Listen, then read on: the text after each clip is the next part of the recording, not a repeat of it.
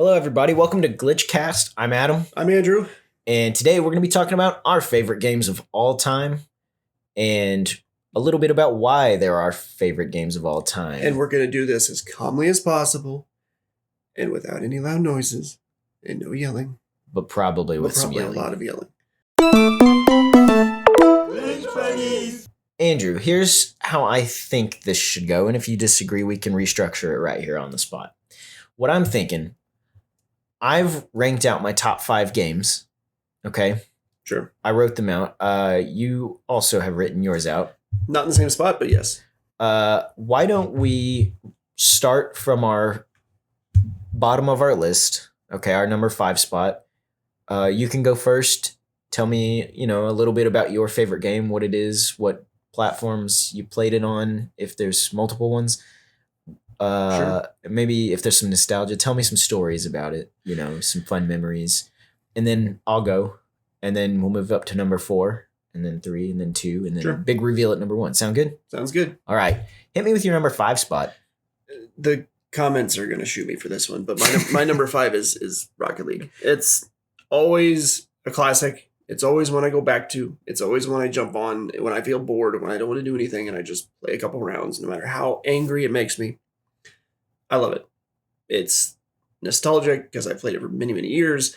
A buddy of mine, years ago, we jumped into a game of Rocket League one random night and we're like, what if we tried out for our LCS, the big tournament? Yeah. And we got in. And we ranked up from like bronze to, I think it was like World Star or something back when those ranks were there, before Diamond and Platinum, Master, whatever. We did that and we ranked up to like World Star, whatever one of the higher ranks were. And we got into our LCS. Didn't make it very far. Obviously, people are no life at that game. But we did pretty well. We got in, we got to tournament, we won a few games, and then we didn't win any money or anything for it. But I was proud to say that I got into our LCS and played a little bit of it. But that's one I just jump back into every once in a while.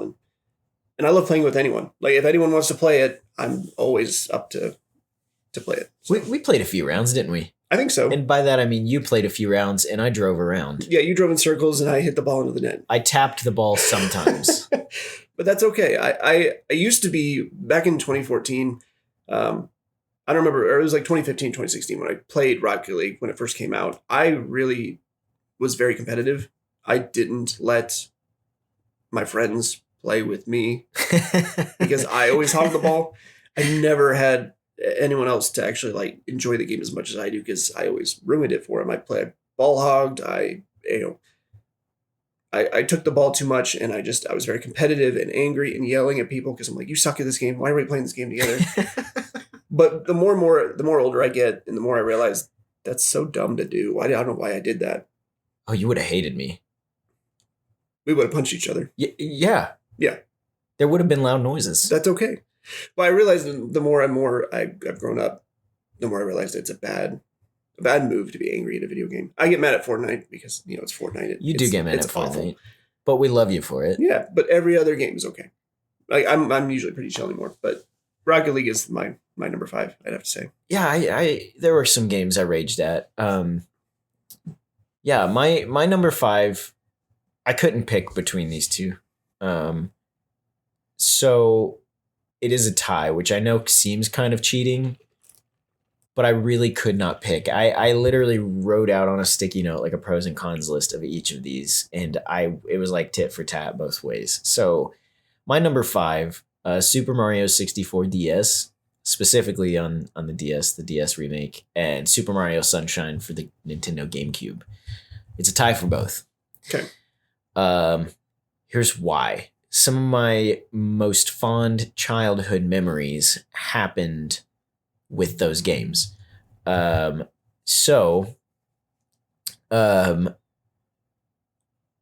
me, Super Mario 64 DS, it was special.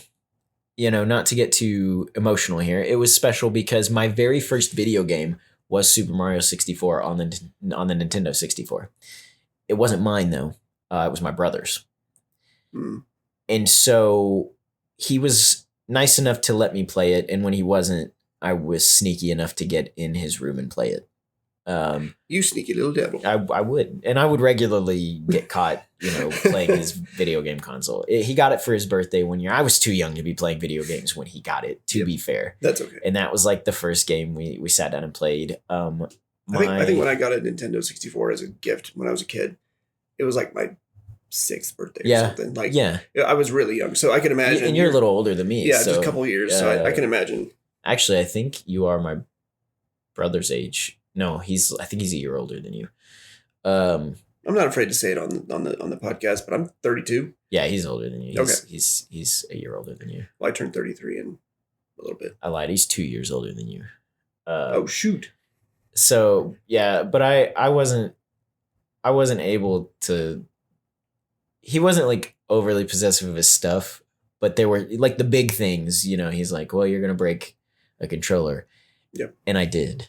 Oh no. He had that cool like clear plastic see-through N64 controller. And I played Mario Tennis once and lost to Wario on like hard mode. And I chucked that controller against the wall and broke it. And from then on, that was my controller when we played games because the thumbstick in the middle barely functioned. Had about 30% functionality. What's the word? Functionality. Anyways. That's how it works. So you always get the duct taped one that's like barely held on together. It was my fault. Yeah. I will own it. Yeah. But Super Mario 64 DS, I loved that game. I loved the little mini games you could do, specifically like Luigi's like card mini games. But also Super Mario Sunshine. I remember just sitting and playing that game and trying to do everything there was to do in that game. And I would sit at my grandma's. She would babysit me, quote unquote, over the summer.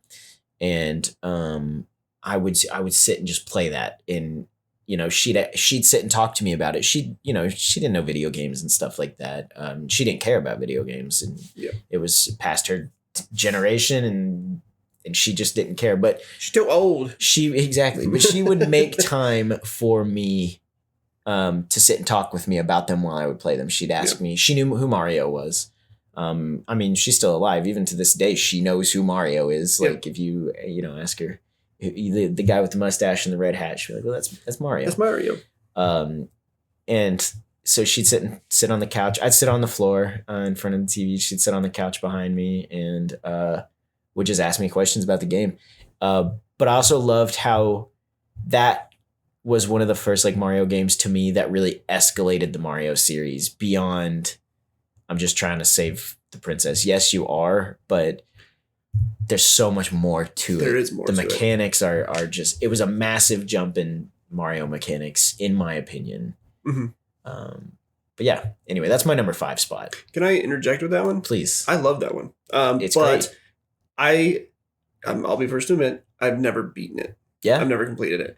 I started playing it. So I played it a little bit back in the day when we were at like some random New Year's Eve party or something. Yeah. My mom brought me to for her friends. And they were playing it on their big jumbo 80-inch projector TV or whatever they had back then. It was a huge TV. Yeah. Well, I played it for a little bit. I enjoyed it.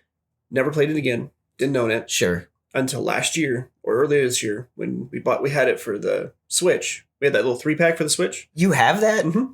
Dude, you can't even find those anymore. I'll let you borrow it if you want to borrow it. I do want to. Yeah. Like really bad. Well, we have it at home, and I was playing Mario 64, and I was like, this is fun, but I've beaten this one. Yeah. I've done a ton. Yeah. She loves Mario Galaxy. I can't stand Mario Galaxy. I'm not a big fan. Galaxy. But Sunshine was the one I'm like, I'm going to get into this. And I was addicted for like 2 weeks. It's so good. Didn't beat it yet because I do every single, shine? Yeah. Is what they're the called? shines, yeah. I did every single shine on every level until I got to the next level. Like I wouldn't go back, I wouldn't go forward until I've done every shine.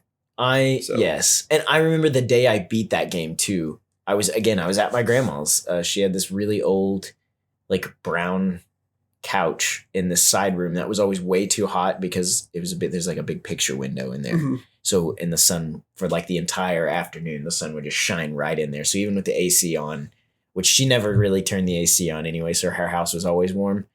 But in that room, it was like hot. Yeah. And I remember sitting there like literally sweating. And I was like, but my grandpa came home and wanted to watch the news. And I was like, well, I'll go in here. It's no problem. So I took my GameCube in there and hooked it up. And Um, I remember beating that game and I was like, I think that might have been the first game I beat on my own. Really? Ever. Really? There were games I could have beat on my own, but like my brother and I shared a lot of our video game systems. Right. You shared your saves and stuff? Exactly. Yeah. And we both we'd take turns like playing in like a story game. Yeah. So like Legend of Zelda Ocarina of Time. I could never play that because I wasn't good at it, but I would watch him play it a lot. Also, full disclosure, you're probably going to hear my dogs bark in the background. They want to be on the podcast too. Love you, Jack. Love you, Suki. You're my babies. Not allowed yet. Not old enough. I think that was the first one I beat entirely 100% start to finish on my own. Very and maybe nice. that's why it's so important to me. Yes. I mean, it's your first video game you ever beat. Yeah. That's the nostalgic part of it. Shine Get. That's what it would come up on the screen and say. It was like a weird translation issue, I think. Yeah. So it would come up and go Shine Get whenever you'd get one of those. Shine Get. You get Shine. Yeah, get Shine. I do want to borrow that sometime, by the way. Sure. You can't find those anywhere for less than like $200. I didn't know it was limited edition, so I didn't get it. Yeah. Kaylee and I remember exactly the context behind it, but Kaylee and I went to Best Buy when I worked there when they released it because there was a giant shelf of them. Yeah. And she's like, that reminds me of my grandma. My grandma watched me play, or her grandma and her played Mario Sunshine and Mario Galaxy together. And they both loved them. Yeah. So it's kind of like nostalgic for her and her grandma because her grandma's not here anymore. Similar story for me. Yeah. Exactly. But her grandma played it with her. And Zelda and all this stuff. So I was like, let me just go and buy it for you. So I think at that moment I bought it for her. And we didn't know it was limited edition either. We thought, it'll be here forever. Yeah. Nope, it's limited edition. Yeah, so if you trust me with that absolute platinum piece of art, I would love to borrow it. Yes, I do trust you with that. Thank you. I'll be reaching out to you later about that. It's fun. It's a good time. I'm so excited for that now. Okay. So number 4? Yeah, what's your number 4? So this is a very, very, very niche. Very, very niche game. My number 4. I think it should be higher on the list, but at the very least, I have so many good games that I think should be higher on the list. Mystical Ninja starring Goemon. Tell me about that. I don't know if you've ever seen that. I have not. Imagine Mario. Yeah. Good old Mario, but only in Japan. Huh. It was for N64. Yeah. They had a couple other games here and there, but imagine how big Mario is here in the US. Yeah. But Goemon over there. That's awesome. It is Mystical Ninja. Yep, here. Goemon? I'll put a picture up on the podcast for everyone to see. But I'm going to show Adam what it is right now. Mystical Ninja starring Goemon. Yeah, okay. No, I do know what that is. I never played it. Yep. It's like Ocarina of Time. Yeah. Because you can run around in an open world and go I see the screen cap down there. Yeah. But you can also control a giant robot. Okay. And beat up other robots. So this is going to be the most faint, nostalgic thing. Going to like Target or Walmart, back to like the game section, the big glass cases that they used to have that were just like a whole wall of just games, right? Yep. Before it was like those middle aisles, and just seeing Game Boy cartridges and N64 cartridges there. Yes. And that was one that I remember seeing. And then there was this store. I can't even remember what the store is. They sold tools. I do remember it was Sears. Sears had everything. I couldn't remember which store. I obviously remember Sears, but I didn't remember which store. But they also, the Sears there was like a Sears we would always go to when my dad needed something for his workshop. And randomly in the middle of this Sears, sorry, I didn't mean to steal your No, it's okay. Your story go for here. it. It relates. There's this big, like, I don't even know. It's like this big cage. And it always had like random video games, and the ones they were always just trying to get rid of. Yes, there's too many copies. It used to just be like this big thing at Walmart that had all the DVDs and the Blu-rays and the video games, and it was all just a jumbled mismatch. And at one point, it was after the GameCube had already come out, Sears had a bunch of video games. Honorable mention, that's where I got my copy of Legend of Zelda Wind Waker, was out of that random bin for like $10. Yep. And I don't think it was supposed to be in there because it was pretty new at the time. Was it? Yeah. And I got it for like $10. Yeah, brand new in the plastic and everything. Oopsies. But that game was in there. Really? Because they had a bunch of N64 games too. Yep. And I was like, why are these here? You know, when you're that young, you don't think, oh, I should get this. It's still in the plastic. It might have value later if I don't ever open it. I was like, why the heck are these here? Like $2? I wouldn't pay a nickel for this thing, you know? Tell me about that though. Like, why is that on your list? So, we've never talked about that. No. So it's one of my hidden comfort creature things because not to get emotional, I adore the music. I adore the game. I adore the noises. I adore the characters. I could listen to that soundtrack every day for the rest of my life and be happy. That is such a good musical soundtrack. When I was a kid, we had it was like almost like a DVD rental place down the road, but they would have N64 cartridges you could rent. It was a small town, tiny town, like smaller than the town we currently live in. Yeah. Oh yeah. Like wow. smaller. Like you'd drive through it and you're like, oh, I already passed it and I didn't even know. It was so small, but it had a DVD rental place for it was like a locally owned one, I guess. Yeah. Mom and pop shop. Sure. So they had those cartridges there and I went over there one day and I'm like, played it, don't want to play it, don't like it. Because you don't get like the books or you can't Google what the game is. You just have to look at the cartridge and go, does it look good? Maybe. I saw that. I'm like, we'll give it a shot. I don't think my mom has ever financially recovered from the amount of times she's had to re-rent that game because I did not want to stop playing it. It was one of the best games I've ever played. Are you saying your mom is a sponsor? She can be. This episode was, at one point, sponsored by Andrew's mom. Andrew's mother. Sure, she's a sweetie. Oh, she's wonderful. She is the best. But she probably would sponsor this if we asked her. This is a shout out to all the moms out there. Yeah. My mom is pretty great too. I need to meet your mom. Yeah. You need to meet my mom. Yeah. Yeah. Yeah. But anyway, fair. So yeah. That's great. It's a wonderful game. I fully recommend it. You can't really find it anywhere anymore. So emulation is the only way to do it. Sure. Not. Yeah. We're not recommending emulation. Spend the money on the game. Buy the games. But with how old N64 is, legally speaking, emulated anyway. So. Yeah, legally speaking, I still have an N64 that functions. Fun fact. Do you? Yeah. My brother bought me one a while back, or somebody did, and I can't remember. I think it just disappeared or got stolen or something, but it's gone. I have a GameCube. Well, I say I have it, but it's my brother's, but I do have it. I'm in possession of it. I also have my GameCube, and to my knowledge, it still works. Yeah. My brother's GameCube, we put into storage, and we found it, and the lid was off. Like the top where you push the button, the disc flap thing. It was off. It was like broken off. So I would say it's safe to say it probably doesn't work anymore. Yeah, probably not. I can maybe make it work. Yeah, maybe we can just get another and sticker back on there. There you go. My number 4, I said Star Wars Battlefront, and I mean the originals, like both 1 and 2, the original Star Wars Battlefronts. Yeah. Yep. The where it's like the loading screen and it zooms in. Yeah, that's the good stuff right there. I adored both of those games. Okay, and this is gonna sound silly, but we played GTA 5 just a little together, and I remember telling you a story about how when I played that with my old group of friends, I was always the pilot. And one of our common friends, we've played a few games before, and he's always said, hey, you remember when we played these games, you were always the pilot. Okay, this sounds silly. I'm terrified of planes in real life, but I love the science behind aviation. Okay. Really? I love it in real world application. I think it's just fascinating. I like how planes operate. I'm not really helicopters. I don't know a lot about those, but I'm terrified to fly on airplanes. They're not related to the interest. I haven't found any reason that it terrifies me. I'm just afraid of it. It's just the heights that you're afraid of, and the lack of control of what's happening. Exactly. Yeah. It's the action of driving those things or being up in the air kind of thing is but that idea. And this sounds really far-fetched, but remember, I was a kid, so these dots connect in a weird. And I was a kid with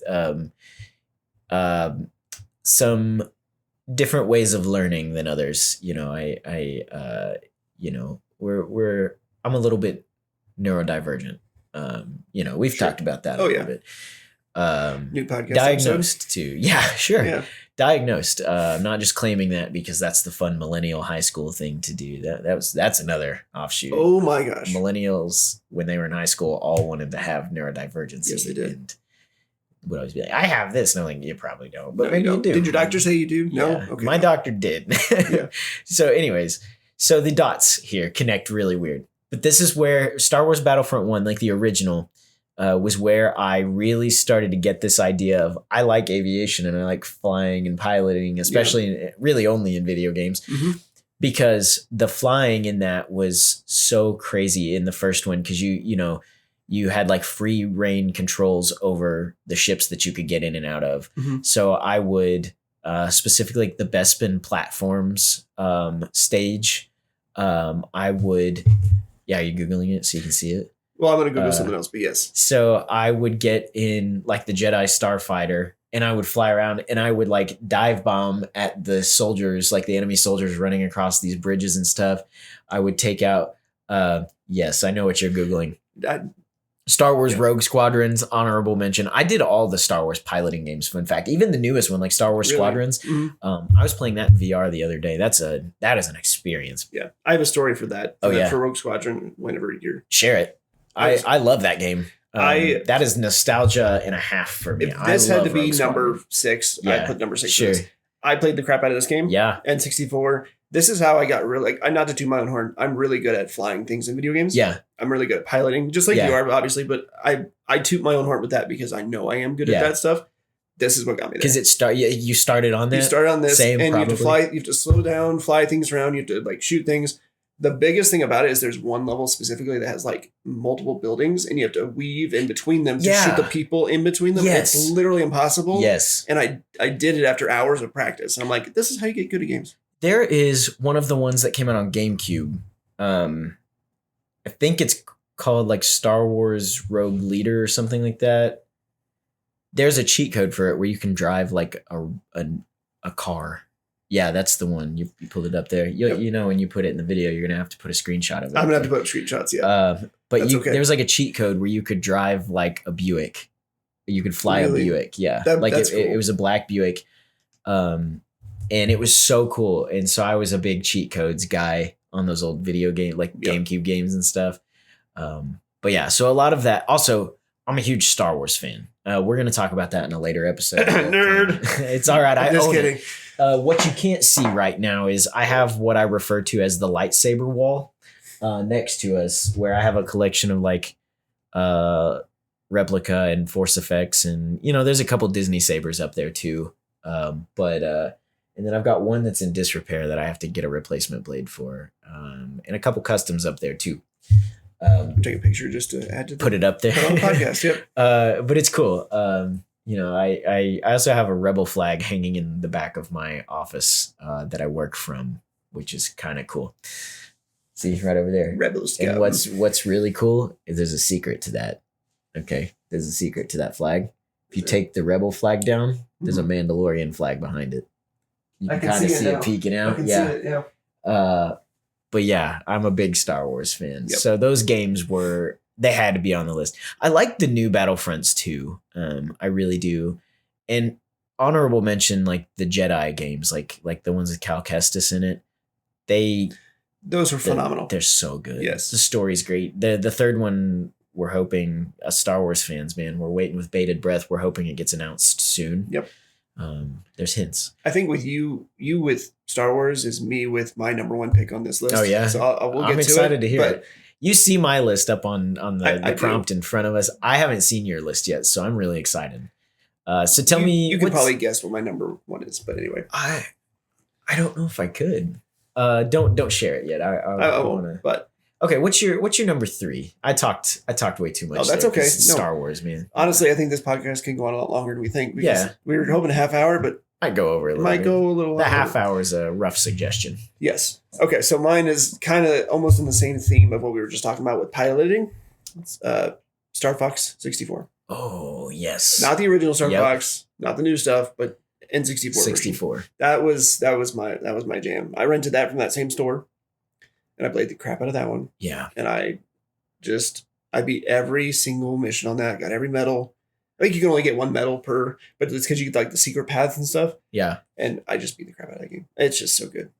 Do a barrel roll. Do a barrel roll. Or Slippy dying. Are you excited then about the Star Fox announcement that just happened? Because isn't that a remake of? I think it is. I think it is. And I'm hoping so. I'm not going to hold my breath because their versions of remakes are just updated graphical graphics of the old thing. It's like, no, redo the whole thing. But I think there's new cutscenes and there's a prologue, like a couple prologue missions now. I'd be okay with you that. get to play as James McCloud, Ooh. Fox's dad. I think I did enjoy, what was it? It was like Star Fox Assault or something. Was that GameCube? Yes. Did you get to get out of your ship? Yes. I didn't play that one. You didn't play that one? I played a demo of it at Sears. At Sears, of They had a course. TV with a GameCube hooked up. Yeah. And I Is that the played one it. you crack your neck trying to look Yeah, upwards? exactly. Yeah. And you want to know how lazy I was? My grandma was with me, and I asked her to hold my head because my neck hurt. And that woman, bless her soul, I love her so much. She did. She held my head for 15 minutes while I played that game until she's like, "Well, your papa needs us. We need to go." Yeah, and I was like, "Okay." I didn't know. My head hurts. Time to go. That was, yeah. She's so sweet. Anyway, sorry. No, that's okay. That's one of those. I don't know. I think Star Fox Assault was great because I like being able to get out of your vehicle and run around and shoot. Because you could shoot people too, or not people, You obviously, could. but other animals, things, whatever. But Kate. I enjoyed that one. Kate. I'm not making fun of your culture, Kate. I don't have to go too far into that one just because everyone knows Star Fox. But I really enjoyed. Spoilers for people who haven't seen the movie, but I really enjoyed the fact that Star Fox was in the new Mario movie. Yeah, I very much liked it, and Glenn Powell voicing him. That was perfect. I loved it. Absolutely. I think the rule on spoilers is it's been out for a month now, right? So we're past. Yeah, I think the spoiler rule is like 2 weeks. Yeah. But yeah, that I want a Star Fox movie. That ignited something in me that I knew that was something I thought would be cool. That a Legend of Zelda movie, which I know is in film right now. I think they're done filming it. Are they? I think they're editing it. The screenshots look really good. Anything they've released, I'm cautiously optimistic. Right. I told my wife the other day, I told Kaylee, I was like, they're going to ruin it if they make Link talk. See, I disagree. I hope he talks. I hope he just says, "Hiya," or something. He needs to say like, "Hiya," but also he needs to go, "Oh boy, smooching time," from like the cartoon. You know what I'm talking about? Yes, I do. I need to watch that cartoon. I need some references. And, well, excuse me, princess. I need to hear him say. Okay, I do though. Yeah. And they will miss big if they don't have at least the excuse me. But also, princess. Like, I don't think he should talk a lot, but no. I think he should talk some.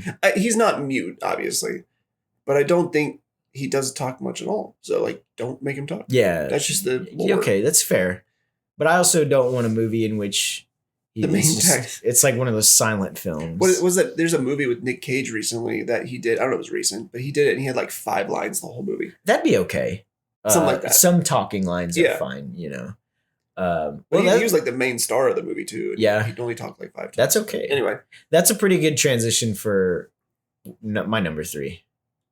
That's where we're on, right? Which I have to side note disagree with your number 3 because I can see it, but we'll talk about That's it. That's okay. We'll talk about it. Okay. I put, and again, this is one that's divisive. Okay. Please don't stop listening because I promise I redeem it at my number 1. I'm skipping my number 2 because that will also be divisive. Oh, okay. Big time. If you are a fan of my number 3 or my number 2 at all in any of those 2 communities, you'll know. Legend of Zelda Tears of the Kingdom. Okay. I love Tears of the Kingdom. I love the building aspect. I like making wacky little gadgets. Yes, okay. I agree with that. There was one boss. Okay. Full admittance. I'm going to tell a story. Sure. It'll be short. At my old job, at the one where I met Kate, the other glitch buddy, one of the other glitch buddies, around winter, there would be no business. Our boss would leave for like a month. She would literally take a month off and go on vacation.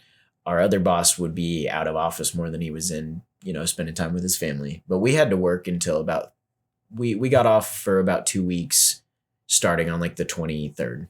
Okay. But up until then, it was empty. The students, I worked at on a college campus. The students weren't on campus. the campus was closed for like disinfecting and stuff like that for the winter season for like a month. So Kate and I took my Switch into work and we went into one of these rooms and hooked it up to a projector, one of the big projector screens. Ooh. And I played Tears of the Kingdom. 'Cause I don't know if she had played it at that point. She might have, but there's on that, there's the dragons. Sure. I don't know why I'm going blank on their names right now, but the different elemental dragons. And then there's one that has all three elements. It's got three heads. Starts with a G, doesn't it? It's like Glee or Gliok. Gliax. Yes. Yeah. I don't know why I was going blank on that. No, that's okay. So I did the one in the underground area where they're supposed to be even harder. Yes. Like the second version of them is they're like gloom covered or something. So I did the Gliok there because you got one of his costumes, one of Link's outfits from one of the old games. I think it was the Twilight Princess outfit was Makes locked sense. behind that Gliok fight. I always go for the Ocarina of Time one. That's my favorite. I do that and Wind Waker. Yes. Also, it was a really big toss up here. In fact, up until about 30 seconds before this episode started, it said Tears of the Kingdom / Wind Waker, but I already had a tie. And yeah. So That's okay. you can talk about Wind Waker too. I did the Gliok fight down there, and Kate watched me try on that for like an hour and a half, and I failed every time. It's so hard. What I did was I made this like thing with like the building aspect on that, and I built this like launch tower that it had one of the spring platforms at the base, and then there was walls that went up, so I could leap up into the air, draw my bow, slow time, attach a bomb flower to it, launch the bomb flower, drop back down in the safety of like this tunnel that I created around the spring platform. Yep. So I basically turned myself into like a Mac cannon from Halo, I mean, yeah. So, and I beat the fight in 5 minutes. Really? I did it for like almost 2 hours at work, came home, took me 5 minutes, sent Kate a Snapchat of it happening. Yeah. But I love that. I love how there's 3 tiers to that. There's the sky, the ground, which is the bulk of it, and then the underground, which I'd say the sky has the least amount. The sky is just the top part, and then but the story, man, that is also my favorite iteration of Zelda. Really? Okay, again, controversial opinion. That is my favorite iteration of Zelda of all time. I didn't expect it to be that way, but I loved that. Second favorite would be Tetra from Wind Waker. Secretly being Zelda. Yes. I like the alt. I think when I was a kid and played that, and I saw that, my mind blew. Whoa! What the? Yeah. There's no way. Yeah. It was cool though. I didn't see it coming when I played that. Really? I didn't either originally, but yeah, with Tears of the Kingdom, I love so many aspects of it. I like being able to build like flying contraptions, rolling contraptions. I like the open worldness of a lot of it, and that's the thing a lot of Legend of Zelda fans hate about Breath of the Wild, Tears of the Kingdom. They want the dungeon crawler aspect back, and that's cool.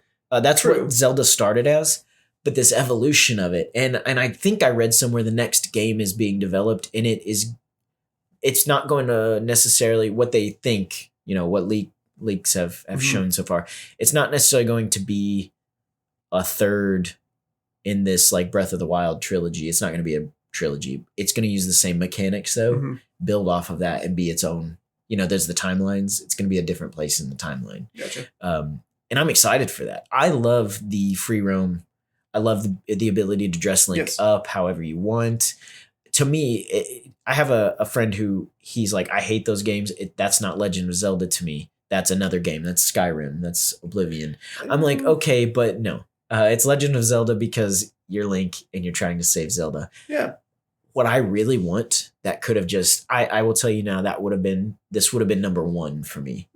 If everyone who's listening knows what I'm about to say. Do you predict what I'm about to say? I think so. If you could play as Zelda a little bit, like alternate between the two. Right. Like maybe when she goes back, spoilers. When she goes back in time. Years. Yeah, you're fine. You play as her a little bit just to see how Hyrule was back in the day. I'm not an emotional person, okay? My girlfriend will be the first to tell you. Sometimes she's like, I wish you'd cry a little more, actually. Because I just don't. You little... no cursing on the show. Yeah. I don't. I just don't. I'm not an emotional person. I don't know why. I just never have been. But that game, that hit me. That was touching. And then, I'm a big, I avoided this for a long time, but I'll admit it. I'm a big sucker for like a romance arc in a game. Really? Yeah. Especially when you work for, big time. Mm-hmm.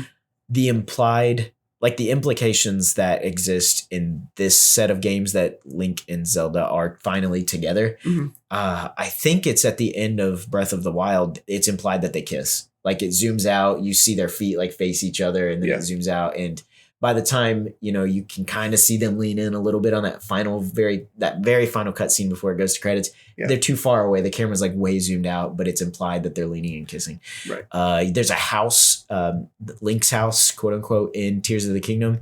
Zelda's got like a diary there or something that implies that she lives there too. Yep. Again, I think there's some implications that there's in some of the journal entries that there's some romance between the two. I love that. Yes. I love how Link started off as her bodyguard. She did not like him.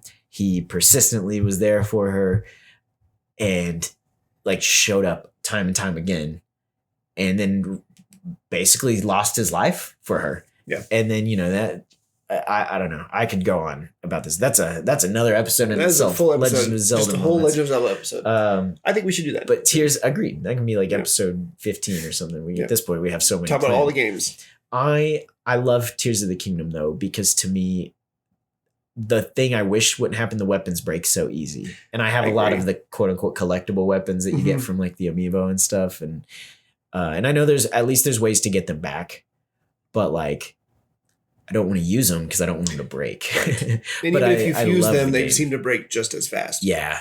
And I love that game so much. Though. I love the armor. I love the weapons, the story, and it's beautiful. And the soundtrack. Okay. Yes. Everyone knows about the trailer with the saxophone playing in the background. Yes. When I heard that, when I tell you, I got chills. I'm very musically inclined. I love music. I'm very reactive to it. It's just, I always have been. When I heard that trailer, I got chills on my arm. Like my arm hair stood up. I think I did too. I was like, whoa. Let me ask you this. Yeah. The Caldera fight. Yeah. Have you heard that? Yes. Yeah. That one, cool. I'm not kidding. Nostalgia. I cry every time I hear it. It was right in the nostalgia. Yes. I was like, yes. It reminds you of Wind Waker days. It healed my millennial heart a little bit. Yes, it does. Anyway, sorry, I went on. You knew I would. That's going to be a recurring theme. These are good. What's your number 2? As much as you have defended Tears of the Kingdom. Oh, I know what you're going to say. Mine is Breath of the Wild. Okay.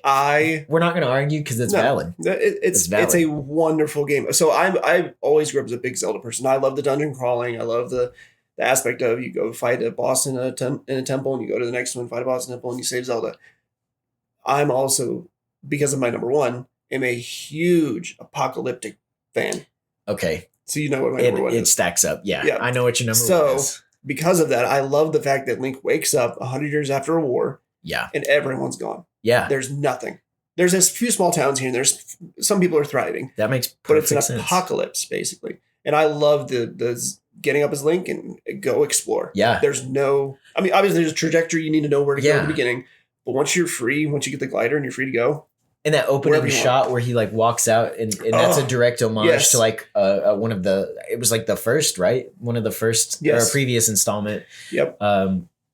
Yeah. And that was the thing is like that opening shot. When I first saw it in like the trailer when they announced it, chills every time. It was so good. I agree. I was so excited. I actually played that game on the Wii U.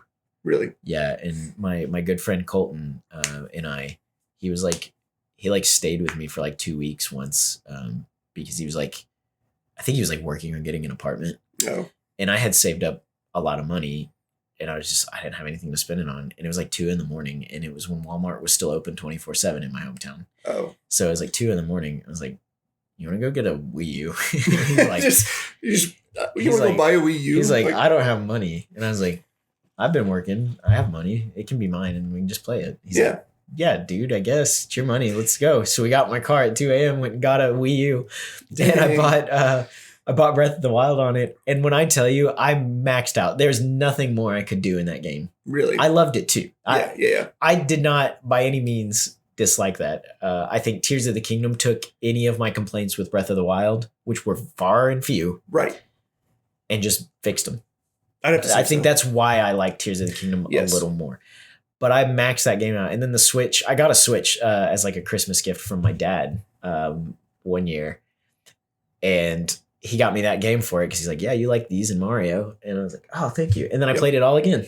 And beat the absolute snot out of it. Nothing else. All the amiibo costumes. Because everything. I don't know where they are, but somewhere in my house, I have a lot of amiibo that are Legend of Zelda. Some might actually have some value to them now because I don't think you can get some of these anymore. But one of them was rare. Like it was when it came out, you couldn't find them, and I just happened to be in a store and was like, "I'll have that." Yep, please. Yeah, I really enjoyed Breath of the Wild. I played it for years. Yeah, when Kaylee and I bought Waylon a Switch. Waylon, my son. Yeah, a Switch for Christmas or something. Shout out to Waylon. He's a cool kid. He's great. When we bought that for him, he didn't play it as much as I did. Yeah. I think that was more of a Christmas gift for myself because I did not stop playing it, but I played through Breath of the Wild up and down. I played Master Mode. I beaten it. Yeah. I did Master Mode and the Sword Trials. Beat it. It's impossible, but it's so much fun. It's so hard. I can't say it's impossible. I've beaten it, but it's like, it's so good. Hard. My only complaint between that and Tears of the Kingdom is the fact that Tears of the Kingdom doesn't have that Master Sword, that Master Quest. It was missing, wasn't it? It was missing a lot of the extra stuff. Not the Master Sword, sorry. The Master Quest or Master Mode, I guess is what it's called. Yeah. So it made it harder, but also it was missing the trials, the sword trials. It was. Like, sure, you could get the sword pretty quickly and it's fully powered or whatever, but it's like, it's not as rewarding to get it fully powered because you already have it. So. You know what else I like about Breath of the Wild and Tears of the Kingdom both? You don't have to use the Master Sword. You don't. No. And that is, I know, again, I'm going to get some critique for this. That is Link's sword. Yeah, and it is. Right. But like, I also love how you could probably play that entire game, Breath of the Wild. You know, imagine like back when it came out, whatever year that was, that's been a long time now. That's crazy how much time has passed because I still consider that like a new game. Right. It's same with Tears of the Kingdom. Yeah. But you could probably play through that whole game and not find the Master Sword. I think you'd Breath of the Wild you can. Yeah. I think Tears of the Kingdom there's a certain quest, a certain point. It does force you to get it. Do it. But you don't have to use it. No. But yeah, with Breath of the Wild, I'm pretty sure you can play that whole game without the Master Sword. You can, yeah. It does give it to you at the end. I have to say that. It does give it to you at the end. Yeah, it gives it to you automatically because that's the only way to beat Ganon. Yeah. I think also, that's one of my favorite iterations of Ganon.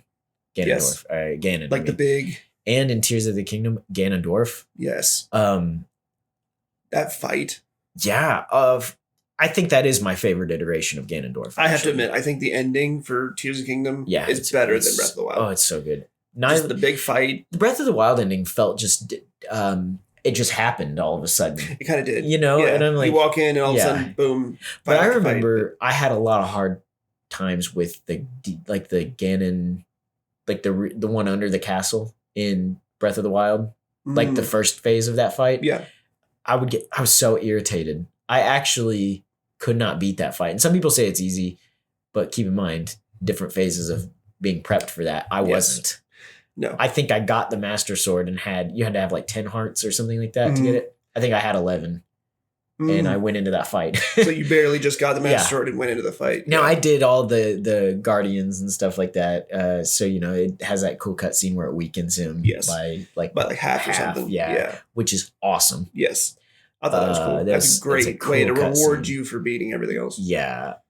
But I think I had such a hard time with that I was okay with the second phase were significantly easier. Yes. With you, because you just get that overpowered bow and and you shoot 5 spots or 6 spots on them and then done. And you're reunited with again, my favorite iteration of Zelda is from those two games. I think I have to admit, Tears of the Kingdom has a better ending because during the fight with Ganondorf, I laughed so hard. Yeah. When his health bar went up and then it kept going and going and going. I was like, there's no way. Cue Ralph from The Simpsons. I'm in danger. I'm in danger. Yes. Literally, like it it kept going. I was like, "There's no way this is real." You're like, I'm toast. I thought it I'm was gonna be here for 2 hours. First time I saw that was somebody doing a speed run. I was like, "That's fake. There's no way that does that." And then I played the game when you let me borrow it. I was like, "It's real." I beat that one go though. Really? Yep. I was the whole time I was thinking like, well, I remember how much trouble I had with Breath of the Wild, so I'm gonna be a little over leveled here. Yeah. All right. My number 2.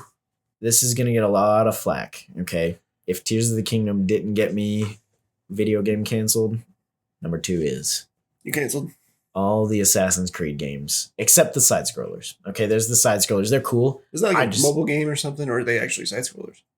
They're side scrollers. There's like a trilogy where it's side scrolling. And they're cool. They are canon to the Assassin's Creed universe. Okay. They're cool. You'll have to inform me on these games because I've only ever played the first one. Never played the rest. It's good. So. The first one to me is great. It's repetitive. Sure. The book is really good. There's a book about each one of the games. I don't know if there's a book about the newest game, Assassin's Creed Shadows, but the book about the first game is phenomenal. Really? You get to kind of hear what's going on in Altair's head. I love all the Assassin's Creeds. I remember I've played all of them, even the side scrollers. They're just the side scrollers I omit because I didn't really fall in love with them. Right. It's not the same concept. Yeah. The characters are cool. It's weird. Yeah. I love history, like world history. I'm not well versed in American history. One of my degrees is in history. But it's more of like the world cultures aspect. So like ancient classical history, like Greek, Roman, a little bit of Japanese history in there as well. A lot of mythology. I love how Assassin's Creed takes real historical events and makes like a little fictional tie-in. So initially, I don't know if it's as true for the newer games, but initially one thing they intended to do were like all the antagonists for those games were real. Really? Like the Borgias from the Ezio. Ezio Suki's in there like sneezing, if you can hear that on the recording. It's all right, baby. Girl. You'll be all right. But yeah, they're real. Like the antagonists are real. Some of them died by getting assassinated. And there were a couple that I read about which really intrigued me that were died from assassinations that were never seen. The assassins were never captured. Hence, here's how we come to this, right? This fictional universe here. I love the Assassin's Creeds though. Every single one. I think it's a hot take. Assassin's Creed Shadows gets a lot of hate. I think it gets a lot of hate because a lot of people say it copied Ghost of Tsushima. And I think the people who say that are the people who watched videos of it and haven't actually played it. Because I've put a lot of hours into that game. I haven't beat it yet because there's other games that I started playing. It's really good. They're also the same people who like to pee sitting down. Pee sitting down like a girl. Like a girl. Yeah. No, I agree. It's just I think it's people who I think a lot of gamers, quote unquote, cast opinions on things that they see and don't play. And, there's always this idea you have to pick one thing or the other. I've played Ghost of Tsushima. I haven't played Ghost of Yotei yet, and I've played Assassin's Creed Shadows. I like Ghost of Tsushima. I actually like Assassin's Creed Shadows a little more because I'm more into the Assassin's Creed universe. There's a lot of folks who tend to believe that the newer games aren't necessarily Assassin's Creed games. I told you, I'm sure you can hear Jack barking in the background right now. Probably. That's okay. Yeah, they're puppies. They're just wrestling. But I don't want to get on a side street because I could talk about Assassin's Creed for a long time.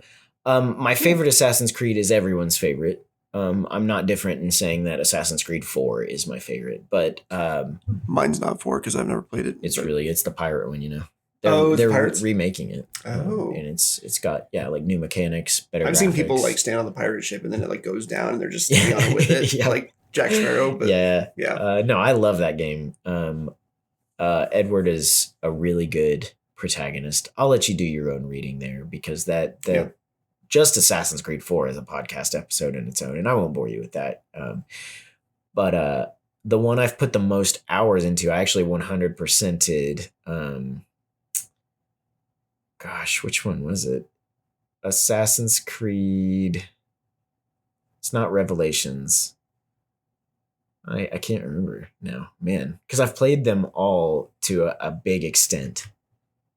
Like all of them, I've put a lot of hours. Those games, if you look at like my history of gaming, what series I've put the most hours into, it'd easily be Assassin's Creed. One, because there's so stinking many of them, but two, because like I play them until there's nothing left to play in them. Yeah. Like me and my number one. No, I would agree. Now that I know what it is, yeah, you have an idea because I talk about it all the time. But and it's valid. It's good. Yeah. But yeah, I love the Assassin's Creed games, man. I'll gush about them. I won't argue when people say like the new ones suck and blah blah blah because like I just don't. Opinion. I'm like, that's your opinion. My opinion is that they're good. Right. I will say, I at one point, I think Assassin's Creed, any of them. Let me make sure I'm saying any of them except for one would have easily been top of my list. Really? It would number one at one point would have been a like multi-way tie because I just love those games so stinking much. Yes. And I'm always going to get hyped for a new Assassin's Creed game. I know there's the people out there like Ubisoft are ruining this, that, or that. I disagree. I think, again, those people just have opinions and they want them to be heard. But most of the opinions that people have on Assassin's Creed that are negative are just the same ones they get on Reddit and read and they just regurgitate. Yes. And like, so I will always hit the ones like, great, I read that same opinion on Reddit. Why don't you try playing it first and then let me know? Oh, now they're in there playing with their squeaky toys. This episode is sponsored by Jack and Suki. And my mom. And this and that. And moms. And grandmas who help. Sponsored by everyone. Okay, I'm not going to keep going about Assassin's Creed because I'll take the show if I do. What's your number one? I already know. You probably know. Tell everyone. So for everyone who knows me well enough, they know that this number one is my favorite. And before I say it, I have to preface, if that's the right word. I never know if that's the right word. I just say that word. You're right. I really enjoy looking. I don't like history as much as you do. I don't know it very well, but I love being able to see the differences between what happens now and what happens if we change something just a tiny bit to affect the future. The what ifs? Yes, the what ifs. I love that. I love the Fallout series because I adore the what happened if this happened? What happens if that happened? Like, for instance, in the Fallout series, they fought over oil. Mm-hmm. And the last bit of oil was fought in Alaska, in Anchorage, Alaska, over the China and the US. Yeah. And obviously China lost because we annexed with Canada and became one giant America. And we this is all Fallout lore, by the way, not yeah. Andrew's prediction for the future. It might be. We're hoping we're peace and love. Yes, please. But unity. The thing I'm trying to get at is the fact that they changed one little tiny dynamic of what happens in history, and it changes the whole thing for everyone. And so, because China lost the war, somebody started bombing somebody. To be fair, in the games itself, it says China bombed us, we bombed back. But in the TV show that just recently came out, they say Vault-Tec bombed everyone. But I can... Can I ask a question? Yes. Not to interrupt. No. Is that... I've read, okay, because I'm not as well-versed in Fallout lore. In fact, I'm going to ask you a question in just a minute. Yes. And I don't know if you'll know the answer. Probably. It's related to me and Fallout specifically. Oh, okay. So, is it implied, though, that is the case the entire time? Like, somehow, like, in all the games, isn't there supposedly, like, some kind of, like... It's one of those, like, Easter egg stories that's not the main story, but it's, like, deep hidden. Like, you know, like, it used to be, like, the Call of Duty Easter eggs. You used to have to find the story. Right. But in Fallout, that Vault-Tec always kind of had a hand in how the world turned out. It's a... Like an implication, kind of? It's really hard to explain. In the games, there was almost no implication that Vault-Tec did anything. Okay.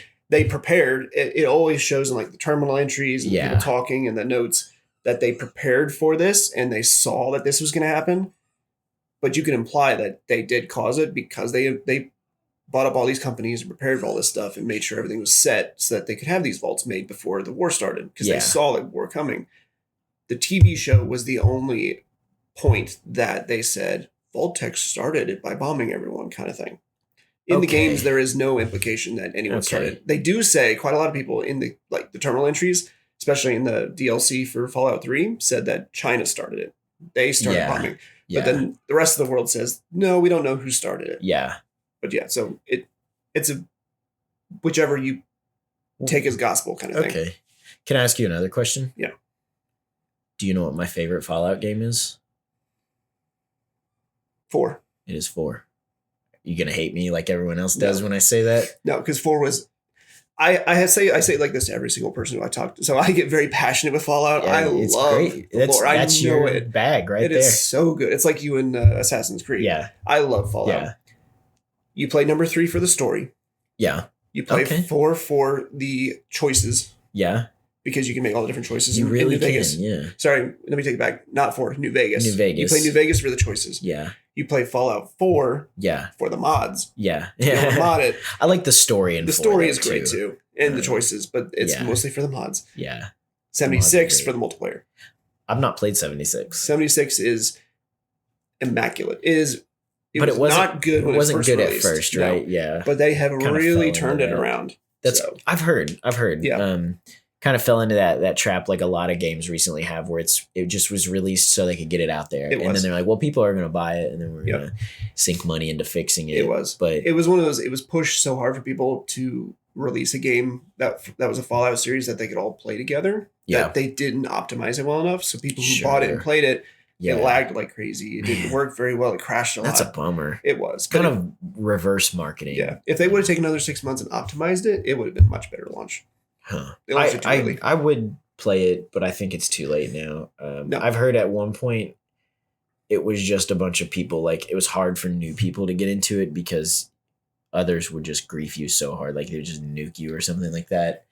Like, yes and no. It depends on what server you go into. Okay. But for me, I would gladly and happily buy I think it's the Fallout First package or whatever, so you can have your own private servers. So just me and you can play. Yeah. So we can still play together, but nobody else can play. Sure. So we can do things slowly and surely and build you up. Because that data and that level you get actually transitions over to the actual multiplayer game. So if you join a random server, you can still, so if you get to level 50 on a private server, you can actually be level 50 in a regular server too. Yeah. No, that's pretty rad. It is great. I love the Fallout series. Number 1 choice. I've always adored them. The very first memory I had playing that game was my buddy and I was over at his place. And he was like, hey, I want to show you this game. I was like, okay, what game do you want to play? He goes, it's called Fallout. It's Fallout 3. I don't know why it's the 3rd in the series because I've never heard of the rest because they're only PC games. So he showed me and I was like, okay, cool. Let's sit down and play this game. So he's walking up this broken, tattered bridge in Fallout 3 to this settlement that's on a bridge. Mm-hmm. He walks up and he looks at the guy and points his sniper rifle at him and shoots him once and the guy's head flies clean up and the body falls. And I was like, I'm in love. I'm here. I love this game. Love the gore. Love the freak. Yeah. It was just crazy how, like, just as a kid, you're like, this is so cool. That just the mechanics of you shoot a body and the whole body falls apart kind of thing. And then, Fallout's big on that. It is big on that, especially VATS and stuff. VATS shoot someone's arm off. VATS is Vault-Tec aim assisted something. I can't remember exactly what it is. But it's a way for you to aim at people while the time stops or slows down. Yeah. But it's like their mechanic, right? Yes, like it is their specialty. Mechanic. Yep. Yeah. I think it's a Vault-Tec assisted targeting system is what it's called. Yeah. That would make sense. Yeah. But anyway, that's my favorite. No, yeah. I adore those games. I could play those games forever. I still play those games forever. You do go back to them. I go back to them all the time. Yeah. They're my comfort games. We started on the Glitch Buddies YouTube channel, New Vegas. Yes. Where Andrew was playing and I got to make the choices. Yes. We might have to continue that sometime. I think what we should do is we should do that, but we should also do 3. 3 is better because the story is more engaging. I played 3 in New Vegas and 4, and you're gonna hate me, but I only finished 4 out of those. That's okay. I have the attention span of a gnat sometimes, and there's nothing wrong with those games at all. I just have the attention span of a gnat. It's so open. It's hard to focus on the main story if it's open like that. Is 3 in like Baltimore or something like that. Boston. Yes. That's it. Massachusetts. Yeah. Yes. Yeah. I was thinking like Baltimore, Maryland, and Yeah. I knew it was like B-M. You're close. Yeah. Bowel movement. No. I like them. I like those games. They're wonderful. They're not on my top 5 because, That's okay. like I said, there's nothing wrong with them to me. I know for whatever reason people were like, "Oh, you only like Fallout 4. Yeah, your opinion's invalid." And I'm like, if you're a true Fallout fan, all the games are good. I think I haven't played any of them. I didn't play the first 2. I've seen some videos. I played the first one a little bit. I own it. I need to get back into it. Yeah. It's the mechanics are so hard to control Yeah. that it puts you off. It doesn't make you want to play. Because it's top down, right? It is almost like RuneScape. It's top down. Yeah. You click to a spot, and Yeah. you walk to that spot, and you kind of do your thing, and it's just really hard to. You know what I love the most about Fallout, though? The lore. Oh, I love lore diving. I'm a big lore guy. Yes. That's something, again, here's another episode we can plan for the future. Yep. I love video game lore. If it's a game series that I love, even some that I'm not like Fallout, I don't dislike it. I actually really, like I said, I really enjoy Fallout 4. Every now and then I'll reinstall it and play it. Yes. And make other choices in it. Mm-hmm.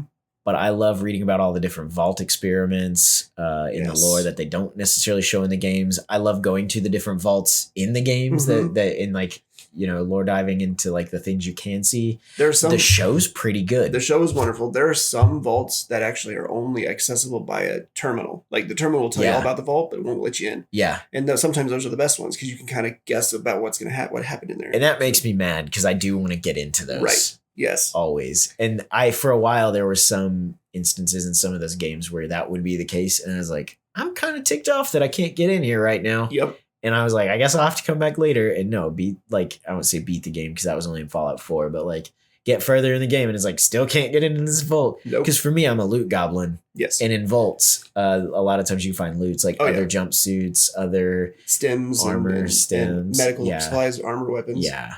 I think Fallout is so lore rich. It is. That you could play it for many. I've still played it to this day and still find things I've not found. Yeah. I played it since I was a kid. I do that with Skyrim. Yes. Exactly. I guess it's There's another so many Bethesda things. game. It is. Bethesda is. Everybody hates Bethesda right now with how they push out their games forever. Come on, Elder Scrolls 6. Let's have it. Elder Scrolls 6, which was announced 10 years ago. Yep. But I do think Bethesda has made some killer games. They have. They've done very well with their games. They have. So yeah, I won't dog on Bethesda. That's not what we're about. We actually are here to lift Bethesda up a little bit. But Elder Scrolls 6, let's get it. Let's get it, guys. Thank you very much. Yeah, are you ready for my number 1? I don't know if they're ready. I am. Halo Reach. Okay. Boo! I'm just kidding. Just kidding. You shut up. Halo Reach. I like all the Halos. I will say I agree. I've played all the Halos to completion. Yep. Halo 2, it took me a minute to get through because I had to borrow copies from friends. Yep. And I was late to the game with like Xbox and Xbox 360. Right. I didn't get my Xbox 360 until I was like a sophomore in high school. So 2000, I don't know, whenever that was, 2011, a while back, 2010, maybe 2011. I don't know. It was, I didn't get it. Everyone else who were in my close friend circle had like their video game system, like, you know, at that point. And I was like, oh, I have a Nintendo Wii or a Nintendo DS. And that was fine. But then at some point I was like, you know what? I want to play some other games. I played my first copy of Halo Combat Evolved on this really old laptop that even Halo Combat Evolved barely chugged along on. Yeah. And I had like a GameCube controller that did work on it. I mean, a Xbox. Xbox, yeah. Yeah. So I had an Xbox controller before I had an Xbox. But Halo Reach, here's why. Okay. I was going through it. Every teenager does. You know, everyone has those, we call them teenage moments where you feel different, like you don't fit in. And I'm still short and I'm still round. But back then I was really fat in high school. I was really short and really round. Yeah, I've been the same height since I was like a freshman, but I was really heavy in high school. And my high school was relentless with picking on people for their weight. Yep. Okay. I also had my cheeks are round now, but they were even rounder back then. And my facial features were just so soft and my hair was long that I would actually get mistaken for a girl every now and then because I also had big old man boobies. You're a dude? Yeah, surprise. So freaking people are jerks in school. Man. They were. So my escape was Halo Reach. Yeah. Okay. Like I said earlier it was the last episode, I think, because this one's gone on for a while, and that's okay. But I really developed my friendship with our friend Dalton, with my friend Dalton there. Yeah. I actually was introduced through another mutual friend to this guy, Noah, who, again, Noah, if you're out there, man, hope you're doing well. Noah and I became friends specifically through playing Halo Reach. And then we met in real life. That's dangerous, I know. However, that's terrifying. However, our friend who introduced us on the game knew both of us in real life. Oh. So it was a little less risky. It's a little less, yeah. However, the if first it was a time dude on Halo, I'd be a little concerned. Yeah. But. Now, the first time we met in person, that mutual friend did not go. I took the girl I was dating at the time who would play Halo with us. And we got in actually my mom's car because she drove us because it was quite far away. I won't say quite far. It was like 35 minutes away, maybe 40. And she drove us to his house and we played Halo Reach in like their home theater. He's such a cool dude. Every now and then, like if I get on social media, which I haven't been on Facebook for like a year, but every now and then I see that he posts. I mean, he's just a really nice guy. He always was. He doesn't curse. He doesn't talk bad about people. Really? Like, he was there through the good times and the bad times. And we played Destiny together, actually. In one of the last few times I played that. So he doesn't curse, but he plays Destiny. It doesn't add up. That doesn't add up. Or Halo. That's crazy. We played doubles on that all the time. We would play custom games like the the one where the warthogs would go down the like warthog race tracks that in Forge World and everything. Really long track. Yeah, we would do those together. We we would just play hours and hours of Halo Reach, man. And in the summer, I think this was actually really bad. But in the summer, there was one summer where I would literally I would wake up on summer break around 10:30 in the morning. I'd go and sit on my futon in the TV room and I'd play Halo. I'd stop to eat lunch. I'd get back on Halo. I'd stop to eat dinner and I'd get back on Halo. And I would do that until like 3 in the morning. Yep. Every day. Yep. Every day. Like us and Helldivers last night. I'm sure that room stunk, man. Like I would shower before I'd get on because that's something I never ever like smelling bad. No, I don't like to smell bad. Same to this day. So I would shower every morning, but every day. And it got to the point where at the end of the summer, my mom was like, "School's starting up again." I was like, "Yeah." She goes, "You can't do this again next summer." She's like, "You need to like get a job." She's like, "You need to be active." It wasn't ever like get a job and contribute. It was just like, you need to get out a little bit. And I was don't sit here every day. I was like, okay, valid. Yeah. So I would then I was like, okay, I need to lose weight. I got heavier that summer, shocker, because all I did was sit. Yeah. I didn't even work on my dad's farm that summer. Oh, I sat in there. I'd shut the door that my family would see me for meals, maybe. Yep. Just eat real fast, 30 seconds back in the room. I think I talked to the girl I was dating more virtually because she had an Xbox and would play Halo with us. Yep. Than I did in person. I think we went on like Halo dates, quote unquote, more than we would just walk around the Forge map, see each other. Yeah. So yeah, but Noah, man, he was just a good guy. And then, like I said, when Dalton and I met that following school year, right back into it. Yep. We loved Halo. It turns out, and I loved the customization for the armor. I loved the different game types that were there, and I played that game so much. The story. Won't even get into the campaign right now because I got to start wrapping this up a bit. But that campaign, man, it was deep. It was rich. Yep. There were the Easter eggs. There was like that hidden room where you could go find, it was like Halsey's Lab, and you could go find it, and it played like the song The Siege of Madrigal, and it had like where all the developers' pictures were in there. And, Yep, I remember that.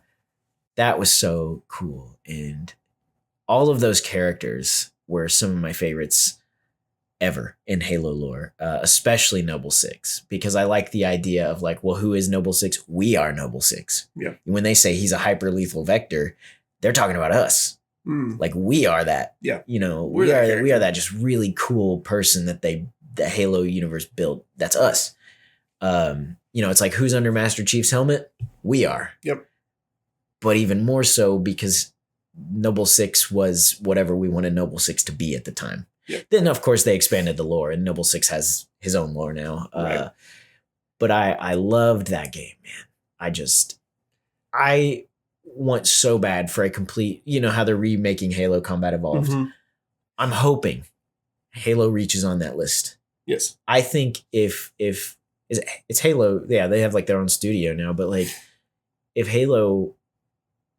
they did that, I think, I know so many people would pay full price for it. Yep. You know, redo the whole multiplayer, redo the story. Heck, I'd do just the story again, in Forge World the way it was then. Yes. Nostalgia, sure, but also like that was just peak gaming hours, like, you know, and just the friendships are developed. I learned to talk trash on the internet through that game.